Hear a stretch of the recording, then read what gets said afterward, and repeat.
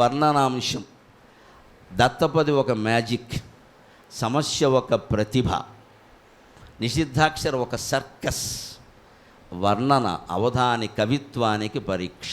వర్ణనలో ఏ నిబంధనలో ఉండవు. శ్రీకృష్ణుడిని వర్ణించండి అంటారు, అప్పుడు దిక్కుమాలిన పద్యాలు చెప్పకూడదు. తట్టుకుంటూ తారుకుంటూ నెమ్మదిగా నొక్కుకుంటూ ఈ పీలుస్తూ దగ్గుతూ చెబితే అసఖ్యం, వాడికి వర్ణన చేత కాదు. అసలు భగవద్భక్తి లేదు, రూపాన్ని చూడడం లేదంతే. యదుమోహనుడు కళ్ళ ముందు నిలబడాలి అలాగా. ఆ వర్ణనాంశంలో కవిత్వ శక్తి అంతా బయటపడుతుంది. వర్ణనలు బాగా చేయగలిగిన అవధానే తర్వాత కావ్యం రాయగలడు. దత్తపదిను సమస్యలు చేయడం సమస్యకరం. వర్ణన బాగా చేయగలిగితేనే వర్ణనగా దాన్ని తేలిగ్గా తీసుకోవద్దు. అందుకని నాకు తోచింది ఏమిటంటే, వర్ణన అనగానే అందమైన భావన రావాలి కదా.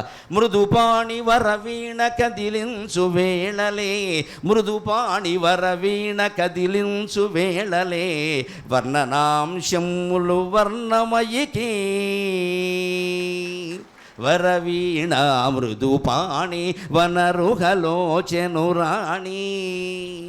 ఆ మృదుపాణితో వరవీణని అంటే మధ్య మధ్యలో ఇంత సేవ చేసి చిక్కకపోవడమే, కాసేపు వీణ వాయించుకుంటాను మీరు నోరు మూసుకోండి అని ఒకటి ఆ పాప నోరు మూసుకొని వింటూ ఉంటాడు. ఇప్పుడు అదే వర్ణనీయ అంశం.